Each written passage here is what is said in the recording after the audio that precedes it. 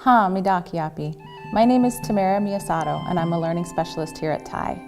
I'd like to talk a little bit about the Woope Sakowin, classroom management using the 7 sacred laws of the Lakota.